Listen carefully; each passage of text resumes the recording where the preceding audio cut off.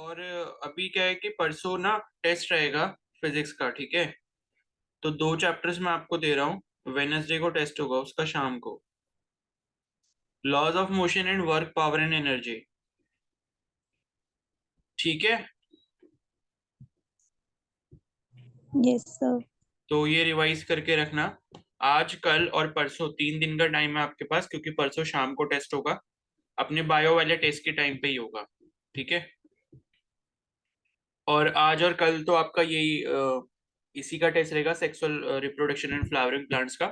उसके बाद परसों वेनसडे को फिजिक्स का टेस्ट होगा।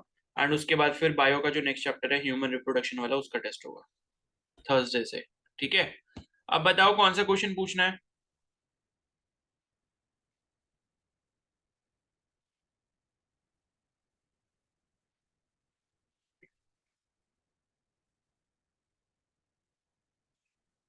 बताओ जल्दी। 16, 15 कर लिया है सभी ने।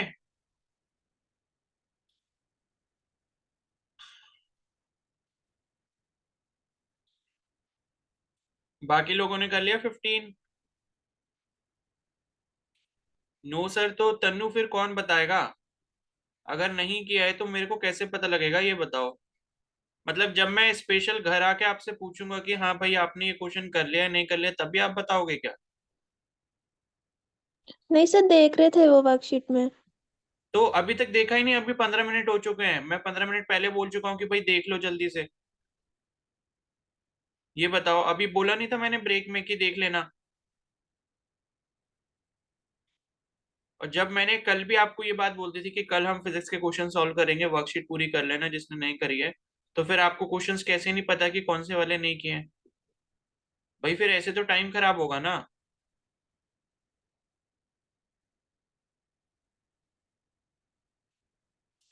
पहले 15 देख लो, क्योंकि ये भी इंपॉर्टेंट क्वेश्चन है।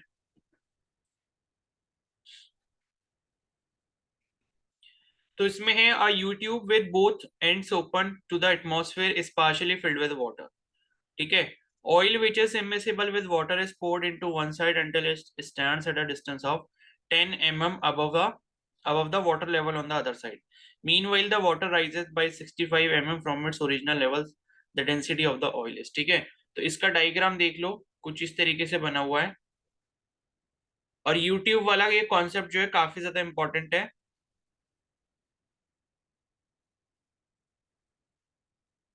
इस तरीके से दिया है। और इसके दोनों एंड्स एटमॉस्फेयर के लिए ओपन किए गए हैं, ठीक है। मतलब एटमॉस्फेरिक प्रेशर इनके ऊपर काम कर रहा है दोनों साइड, ठीक है। और यहाँ लिखा है कि ऑयल विच इज, चलो मैं डायग्राम ही बना लेता हूँ सीधे सीधे। तो इस साइड पे आपका ऑयल है, यहां से लेके यहां तक, ठीक है। और बाकी वाटर है। तो यहाँ पर मैं ऑयल बना देता हूँ ये।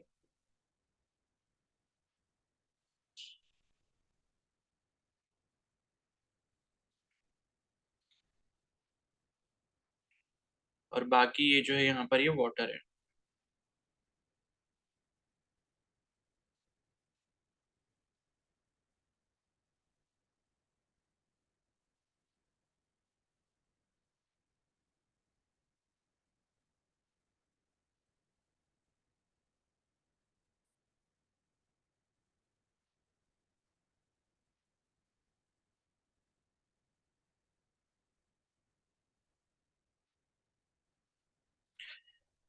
ठीक है। तो इसमें दिया क्या क्या है यहाँ पर, कुछ पॉइंट्स आपको दिए हैं। ये आपका ए पॉइंट है, और इस पे पीए यानी कि एटमॉस्फेरिक प्रेशर काम कर रहा है। और ये क्या है, आपका ऑयल वाली साइड है, ठीक है। और ये आपका वाटर वाली साइड है। तो ये हो गया। और उसके बाद नीचे यहाँ पर पूरा वाटर दिया हुआ है। यहाँ पर जो है इसके बराबर जो यहाँ पर पॉइंट दिया है, वो आपको सी पॉइंट दिया हुआ है, ऐसे। फिर यहाँ पर ये लिखा है इनिशियल वाटर लेवल, इनिशियल। फिर उसके बाद है फाइनल वाटर लेवल।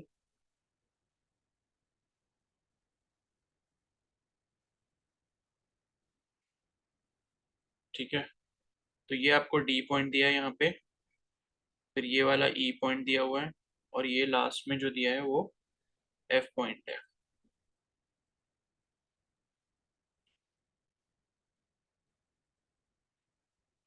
और ये है आपको दिया 10 mm,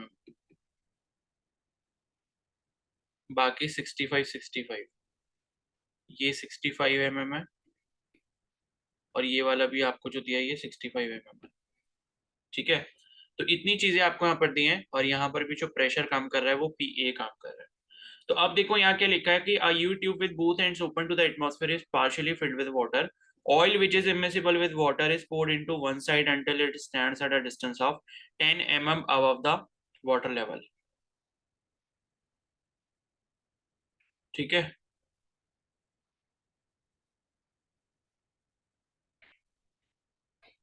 तो देखो यहाँ पर बेसिकली यहाँ आई थिंक वाटर नहीं है। Initial water level, final water level. The oil which is immiscible with water is poured into one side until it stands at a distance of 10 mm above the water level on the other side.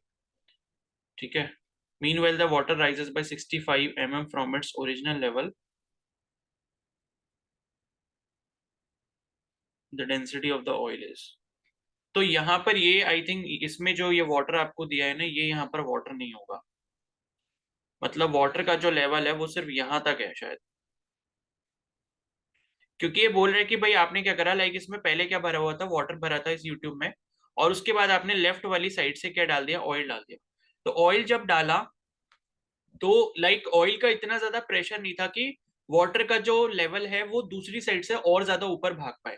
तो यहाँ पर ये जो आप देख रहे हो ना, ये इनिशियल वाटर लेवल यहाँ पर जो लिखा था, यहाँ पर जो मैंने ये इनिशियल वाटर लेवल लिखा है, तो पहले आपके पानी का लेवल जो है वो इस लेवल तक था, यहाँ तक, मतलब ये जो आपको डॉटेड लाइन दिख रही है इनिशियल वाली, यहाँ तक था। उसके बाद जब मैंने लेफ्ट हैंड साइड से ऑयल को मतलब डाला इस ट्यूब में, तो वाटर का लेवल फिर ये वाला बन गया, यानी कि फाइनल वाटर लेवल बन गया, मतलब वाटर यहाँ से इतना ऊपर को क्या हो गया, राइज हो गया, मतलब डी पॉइंट से ई पॉइंट तक जो वाटर का लेवल चला गया। ठीक है, और बाकी लेफ्ट साइड में आपने क्या किया, ऑयल पोर किया। अब उसके बाद ये पूछ रहा है कि भाई यहाँ पर डेंसिटी जो ऑयल की है वो कितनी होगी, तो वो कैसे कैलकुलेट करेंगे। तो अब इसमें वही प्रेशर वाले कॉन्सेप्ट हम लोग इस्तेमाल करेंगे। तो यहाँ पर है,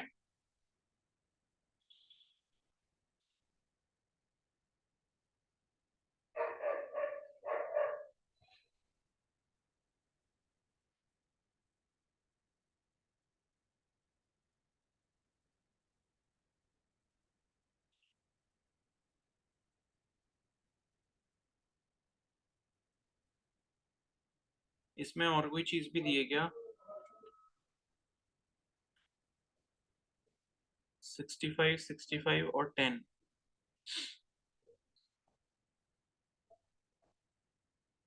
ठीक है, तो इसमें भी लाइक हम वही पास्कल्स लॉ का इस्तेमाल करेंगे कि सेम पॉइंट पे या सेम लेवल पे जो प्रेशर की वैल्यू होगी वो क्या होगी, बराबर होगी। लेकिन कौन से लेवल पे बराबर होगी वो चीज हमें देखनी है। बस एक चीज मुझे ये क्लियर नहीं हो पा रही कि यहाँ पे ये 10 mm जो दिया है इसके ऊपर वाटर तो है नहीं, क्योंकि इनिशियल और फाइनल वाटर लेवल आपको दिया हुआ है।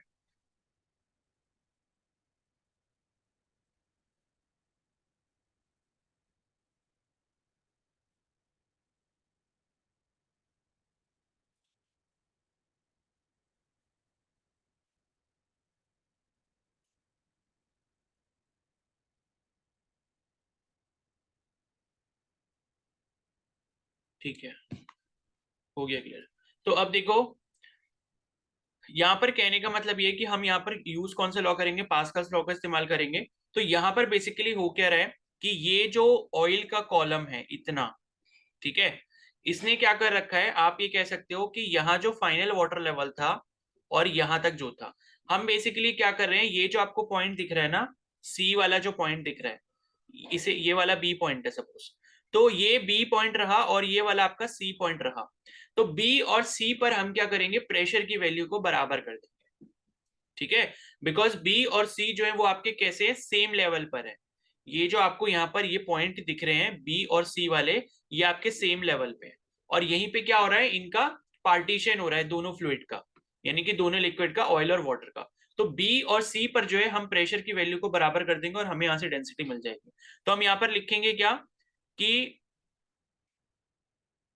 यहाँ पर ही लिखेंगे कि pressure due to oil column,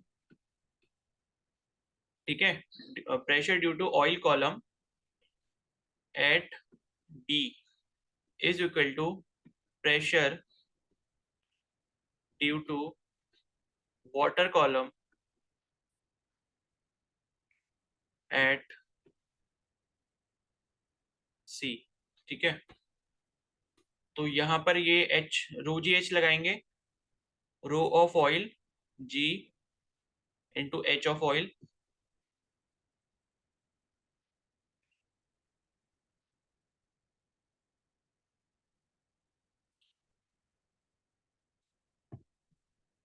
और यहां पर प्रेशर ड्यू टू वाटर जो हो गया वो क्या होगा, rho W G into H W. तो जी से जी तो कैंसिल हो गया, तो rho of oil into H of oil is equal to rho of water into H of water. अब हमें यहाँ से क्या निकालनी थी, डेंसिटी ऑफ ऑयल निकालनी थी, जो किसके बराबर हो जाएगी, rho of water h of water upon h of oil के बराबर हो जाएगी। तो डेंसिटी ऑफ वाटर हमें पता है 10 की पावर 3 होती है, ठीक है। और एच ऑफ वाटर, अगर आप यहाँ पर वाटर कॉलम की हाइट देखोगे पॉइंट सी से, ठीक है, तो पॉइंट सी आपका यहाँ पर रहा, ये वाला पॉइंट सी है, तो पॉइंट सी के ऊपर वाटर कॉलम की हाइट कितनी दिख रही है, 65 mm प्लस 65 mm।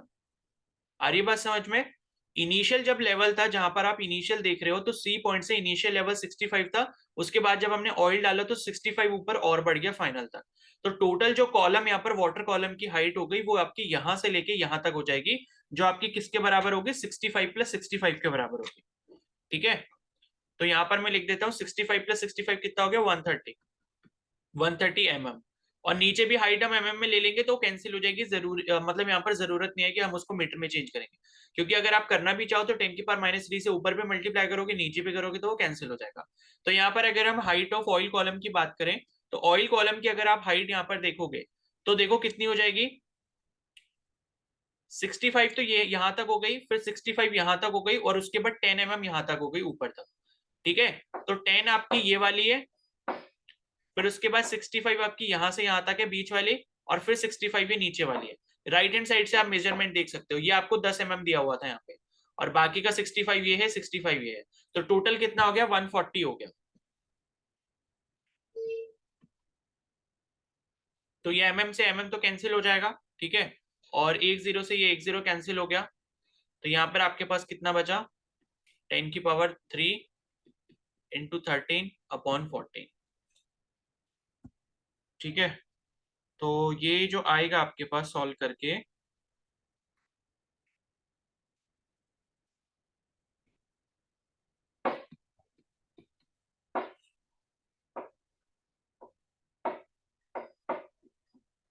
ये लगभग आ रहा है आपका 928.57, ठीक है, केजी पर मीटर क्यूब। तो आंसर में देख लेते कौन सा ऑप्शन है।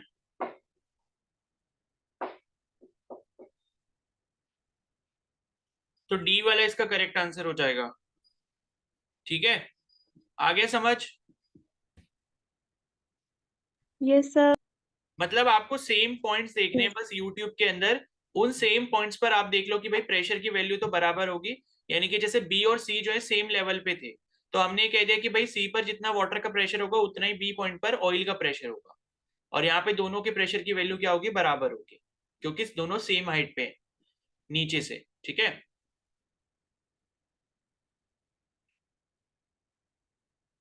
तन्नू आ गया समझ। Yes sir. चलो अब 16 देखते हैं, 16 भी कहा था शायद किसी ने, 16। तो 16 क्वेश्चन है, find the density of ethyl alcohol using information given in the diagram. अब तो ये बताने की जरूरत नहीं है मुझे लग रहा है शायद, बोलो आस्था।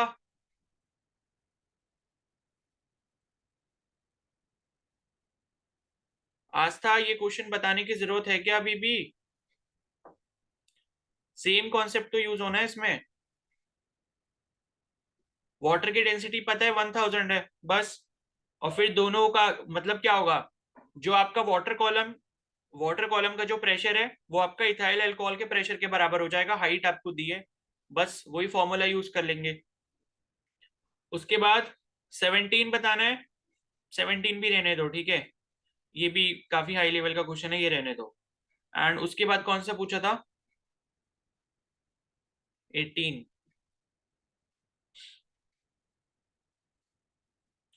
तो 18 वाला देख लो। A student measures pressure of a gas in a container using a mercury manometer and she also measures atmospheric pressure using mercury barometer. तो she gave the following representation. If P1 is equal to atmospheric pressure, P2 is equal to absolute pressure, then gauge pressure की value आपको यहाँ पर बतानी है। इसमें क्या बताऊं मैं?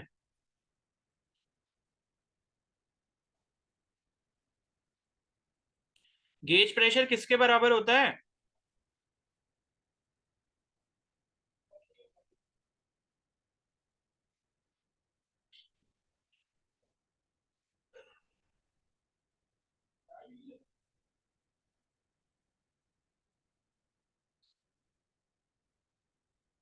देखो ये वाला कैसे करेंगे ना,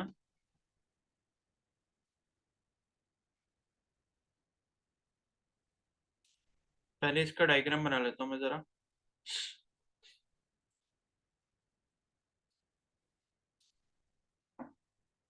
एक सेकेंड, 7, अच्छा ठीक है 18 बताना ना।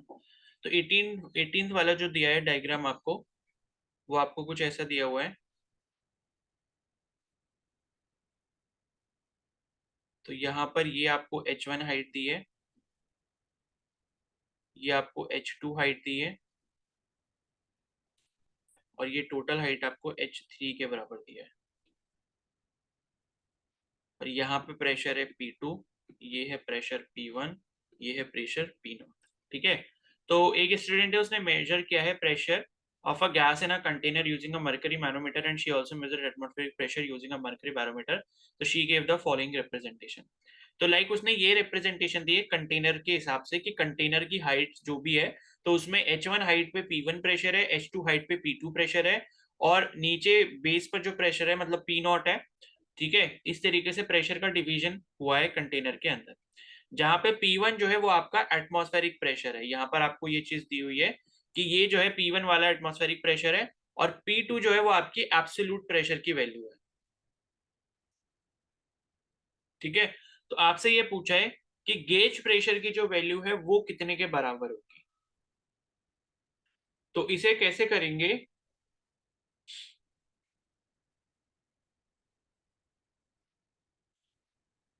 तो P1 जो है वो एटमॉस्फेरिक प्रेशर हो गया, P2 आपका एब्सोल्यूट प्रेशर हो गया। तो यहाँ पर अगर हम यहाँ देखें, ये जो आपका एब्सोल्यूट प्रेशर की वैल्यू दी है P2। ठीक है।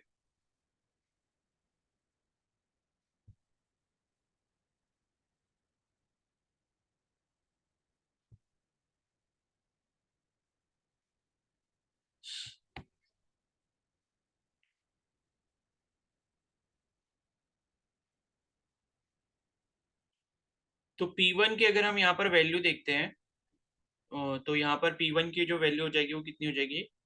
रो जी H1 के बराबर हो जाएगी। ठीक है, बिकॉज नीचे बेस से हाइट H1 है, तो P1 को हम रो जी H1 लिख सकते हैं। और यहाँ पर जो P2 है,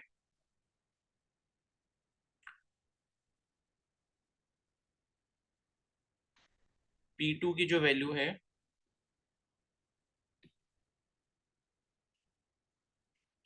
P2 की वैल्यू अगर आप देखोगे तो उसे आप लिख सकते हो रो जी H3। ठीक है, रो जी एच के टर्म्स में मैंने लिखा है P1 की वैल्यू को और P2 की वैल्यू को।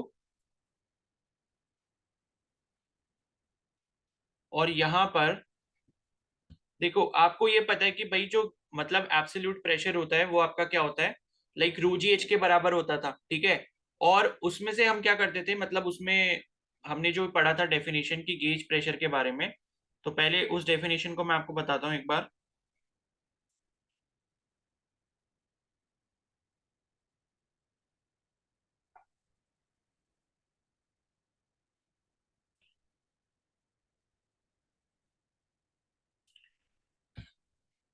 देखो, हमने जो गेज प्रेशर की डेफिनेशन पढ़ी थी,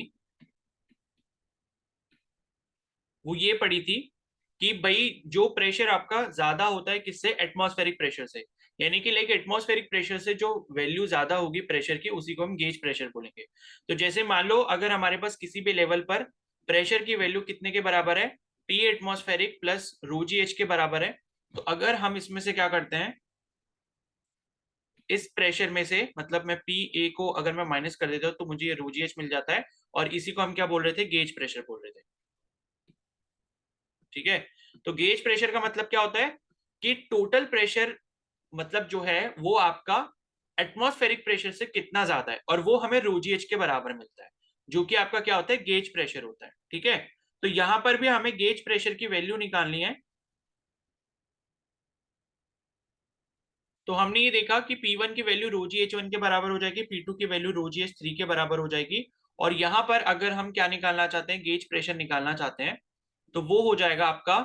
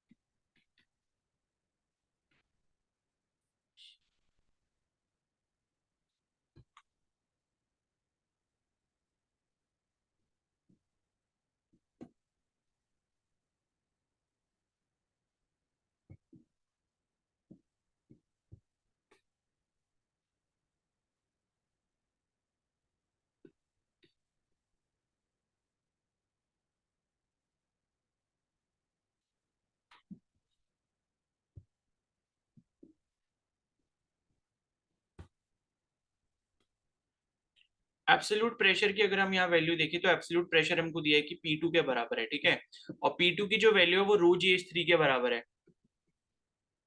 ये एब्सोल्यूट प्रेशर आपको दिया हुआ है, और एटमॉस्फेरिक प्रेशर की वैल्यू भी दी है, वो आपको कितनी दी है, P1 दी हुई है। ठीक है,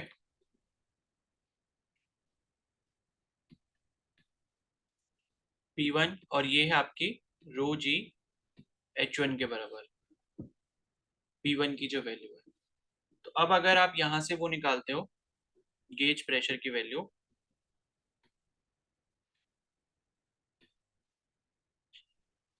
तो गेज प्रेशर जो है वो हो जाएगा आपका,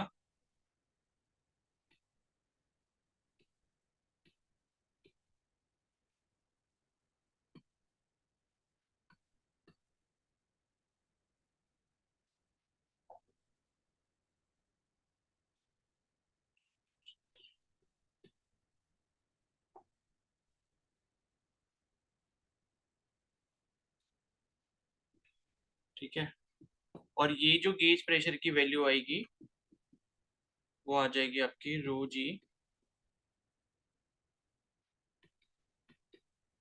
H three minus H one.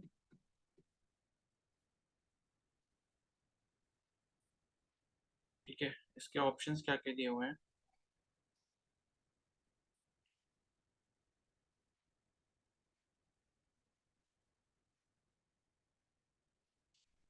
अच्छा ये H three minus H one दिया है।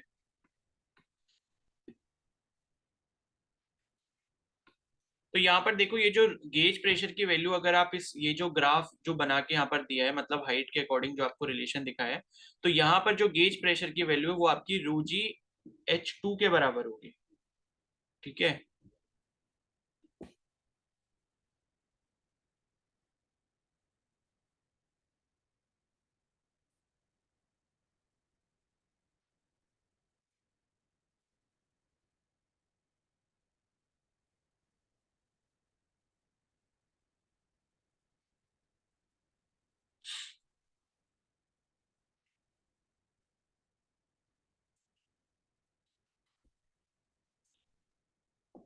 ठीक है, तो इस फिगर से ही आपको लाइक समझना है। पहले आपको जो यहाँ पर P1 की जो प्रेशर की वैल्यू दी है वो आपका एटमॉस्फेरिक प्रेशर है। ठीक है, तो वो आपका कितने के बराबर हो जाएगा, रो जी एच वन के बराबर हो जाएगा, अगर हम हाइट के टर्म्स में उसकी बात करेंगे। इसी तरीके से P2 की जो वैल्यू दी है वो आपको कितनी दी है, रो जी एच थ्री के बराबर दी है, जो आपका एब्सोल्यूट प्रेशर है। ओके, तो यहाँ पर आपको ये चीज पता है कि भाई जो एब्सोल्यूट प्रेशर होता है वो एटमॉस्फेरिक प्रेशर प्लस आपका जो क्या बोलते हैं, जो गेज प्रेशर होता है उसके बराबर होता है। या फिर आप ऐसे भी बोल सकते हो कि भाई एब्सोल्यूट प्रेशर में से जब आप एटमॉस्फेरिक प्रेशर को माइनस करते हो, यानी कि P2 में से जब आप P1 को माइनस करोगे, तब आपको यहाँ पर क्या मिलेगा, गेज प्रेशर की वैल्यू मिलेगी। और वो आपका यहाँ पर क्या होगा, वो आपका होगा जो गेज प्रेशर है वो आपका ρg H2 के बराबर होगा। ठीक है, अब ये H2 के बराबर कैसे हुआ, H2 आपका ये है, क्लियर है। तो एब्सोल्यूट प्रेशर की जो वैल्यू है वो मतलब पूरी हाइट H3 के लिए है, और इसमें से अगर आप ये वाली हाइट को माइनस कर देते हो, मतलब एटमॉस्फेरिक प्रेशर को माइनस कर देते हो, पूरे प्रेशर की जो वैल्यू है वो कितनी है, ρg H3 के बराबर है, क्योंकि पूरी हाइट H3 है। और यहाँ पर एटमॉस्फेरिक प्रेशर की अगर हम बात करें तो वो हम ρg H1 लिख सकते हैं। तो यहाँ पर जो गेज प्रेशर की वैल्यू हो जाएगी वो हो जाएगी आपकी ρg H3 minus ρg H1 के बराबर हो जाएगी। और ये जो वैल्यू होगी वो आपकी किसके बराबर होगी, ρg H2 के बराबर होगी, जो कि आपका क्या है, गेज प्रेशर है। ठीक है, क्योंकि गेज प्रेशर आप देखोगे तो वो H2 हाइट के लिए है, यानी कि एब्सोल्यूट प्रेशर में से एटमॉस्फेरिक प्रेशर को अगर आप माइनस करते हो तो ये वाला एरिया आपके पास बचेगा, मतलब इतनी लेंथ बचेगी, और इतनी जो लेंथ है वो आपकी H2 के बराबर है। तो यहाँ से रोजी रोजी अगर आप यहाँ पर कॉमन ले लोगे तो H2 की जो वैल्यू है वो आपको क्या मिल जाएगी, H3 माइनस H1 मिल जाएगी। तो यही क्या है, यही जो आपकी हाइट आई है H2 is equal to H3 minus H1, यही क्या आपका गेज प्रेशर हो जाएगा। ठीक है, तो इसको इस तरीके से करना है। तो बस आपको यहाँ पर कॉन्सेप्ट जो है वो ध्यान रखना है, एब्सोल्यूट प्रेशर, गेज प्रेशर और एटमॉस्फेरिक प्रेशर वाला, कि एब्सोल्यूट प्रेशर जो होता है वो क्या होता है, gauge pressure plus atmospheric pressure होता है। और अगर हमें गेज प्रेशर की वैल्यू निकालनी है तो उसको एब्सोल्यूट प्रेशर में से किसको माइनस करेंगे, एटमॉस्फेरिक प्रेशर को माइनस करेंगे, यानी कि ρg H3 minus ρg H1, और जो आपका गेज प्रेशर दिया हुआ है यहाँ पर इस फिगर के अकॉर्डिंग वो आपका ρg H2 के बराबर है। तो रोजी रोजी आपस में कैंसिल हो जाएंगे कॉमन लेके, तो H2 की जो वैल्यू है वो आपको H3 माइनस H1 में मिल जाएगी। यही रिलेशन हो जाएगा आपका यहाँ पर गेज प्रेशर का। ठीक है, आ रहा है समझिए। Yes, sir. Yes, sir. Yes, sir. अब इसके बाद कौन सा है,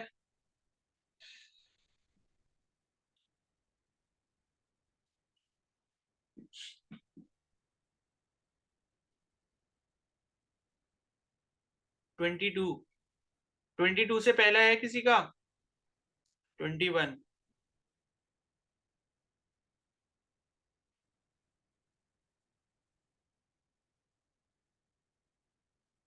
21 ठीक है, मतलब 19 और 20 सभी ने कर लिया है।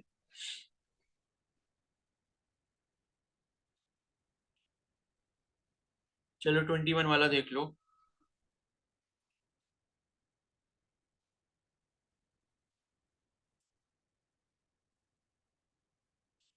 भाई 19 तो आसान है, आज था, आप कुछ तो करा करो भाई अपने आप भी।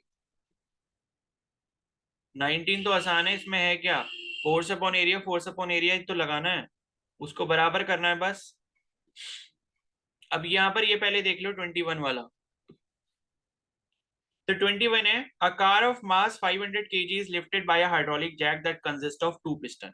तो लाइक डायग्राम आपका कुछ इस तरीके का ही बनेगा।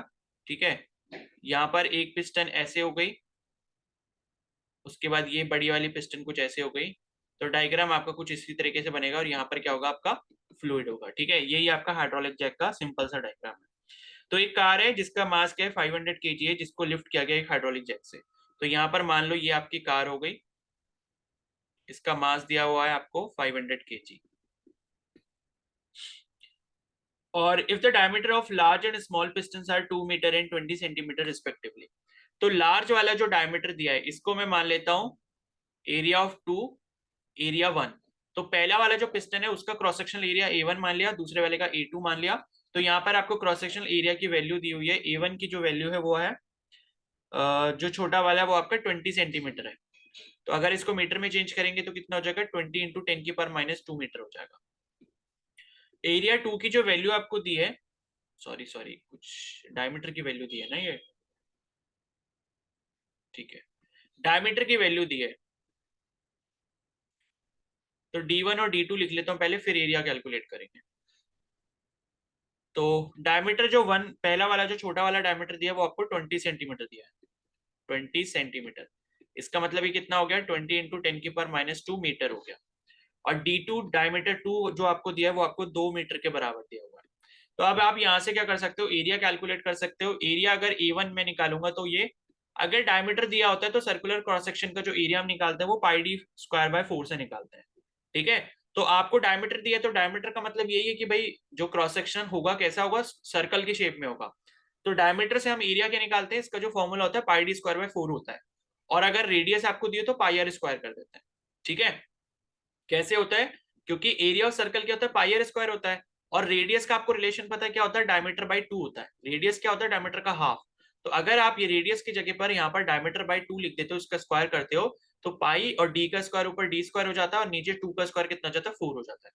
तो इस तरीके से ये सर्कल के क्रॉस सेक्शन का जो एरिया है उसका फॉर्मूला याद रखना, कि πr² होता है रेडियस के टर्म्स में, और डायमीटर के टर्म्स में क्या होता है, πd²/4 होता है। ठीक है, तो ये πd²/4 लगाया, यहाँ पर ये पाई लिखा, d² का मतलब d1²। ठीक है, तो d1 की वैल्यू कितनी है, 20 × 10⁻²। इसका स्क्वायर कर देंगे अपॉन 4। तो ये आपको दिया है पाई, फिर 20 का स्क्वायर कितना हो गया, 400 हो गया, इंटू 10⁻² का स्क्वायर कितना हो गया, 10⁻4 हो गया, और नीचे ये 4 हो गया। तो ये 4 से ये 100 टाइम्स कैंसिल हो जाएगा। कितना बचेगा, पाई 100 को मैं क्या लिख सकता हूँ, 10⁻2, और इसको 10⁻4 रहने देंगे। तो ये कितना हो जाएगा, पाई इंटू 10⁻2 मीटर स्क्वायर। तो ये एरिया 1 की वैल्यू आ गई। अगर हम एरिया 2 निकालते हैं यहाँ पे, तो वो भी πd²/4 से निकाल लेंगे। पाई और d2 की वैल्यू आपको कितनी दी थी, 2 मीटर दी है। ठीक है, तो ये 2 का स्क्वायर हो जाएगा और ये 4 हो जाएगा। तो 4 से ये 2 का स्क्वायर कैंसिल हो जाएगा, क्योंकि 2 का स्क्वायर 4 के बराबर होता है। तो ये कितना बचा, पाई। तो पाई मीटर स्क्वायर जो वो इसका एरिया आ गया। अब बाकी जो दिया है इसमें वो ये दिया है कि then force required to lift the car by smaller piston is. तो छोटी वाली पिस्टन पे हम कितना फोर्स लगाएं कि यहाँ पर जो है हम गाड़ी को उठा पाए। तो भाई इस क्वेश्चन में इतनी क्या दिक्कत हो गई, सिंपल सा तो फॉर्मूला लगना था। हाइड्रोलिक वाला क्या था भाई, सिंपल सा रिलेशन, बोलो क्या रिलेशन यूज करेंगे यहाँ पर।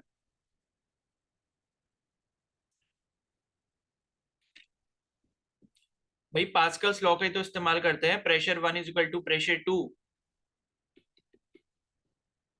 ये क्या होगा, F1/A1, और ये क्या होगा, F2/A2। यानी कि जितना हम एक साइड से प्रेशर लगाएंगे उतना ही वो गाड़ी को उठाने में इस्तेमाल किया जाएगा। और यहाँ पर अगर हम यहाँ पर गाड़ी के फोर्स की बात करें, तो ये जो गाड़ी है ये नीचे की तरफ फोर्स लगा रही है, कितना, mg के बराबर, और इसी को हमने लिफ्ट करना है। अगर mg लगाएंगे यहाँ पर तो कितना हो जाएगा, ये 500 है, और g की वैल्यू आपको दी है यहाँ पर 10 ही ले लो। ठीक है, तो ये 10 हो गई, तो ये कितना हो गया, 5000 न्यूटन हो गया। इतना फोर्स आपको लिफ्ट करना है। ठीक है, तो ये किसकी वैल्यू हो गई, F2 की वैल्यू हो गई। अब बस आपको यहाँ पर किसकी वैल्यू निकाल देनी है, F1 की वैल्यू निकालनी है। ठीक है, तो F1 की जो वैल्यू है वो कितनी हो जाएगी भाई, F1 = F2/A2 into A1। F2 की वैल्यू अभी हमने देखी कितनी है, 5000 के बराबर है। और एरिया 1 की जो वैल्यू अभी हमने कैलकुलेट करी कितने के बराबर आई, pi into 10⁻²। Pi into 10⁻², upon area 2 जो है वो पाई के बराबर है। तो पाई से पाई कैंसिल हो गया। 5000 इंटू 10⁻² का मतलब क्या है, कि 5000 इंटू 10⁻² नीचे ले जाता हूँ, ये 100 हो जाएगा, और 2 जीरो से ये 2 जीरो कैंसिल हो गए, कितना आया आंसर, 50 न्यूटन आ गया। तो इतना इजी सा क्वेश्चन क्यों नहीं हो पाया भाई, आ गया समझ में।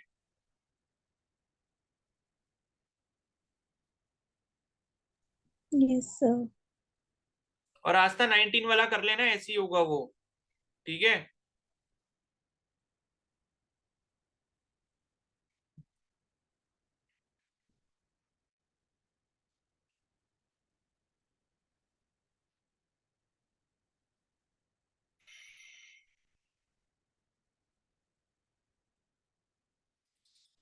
और ये 20 सेकंड वाला भी रहने दो। ठीक है, 20 सेकंड वाला इतना इंपॉर्टेंट नहीं है। ये आपके शायद आर्किमिडीज प्रिंसिपल के बेसिस पर दे रखे क्वेश्चन। ठीक है,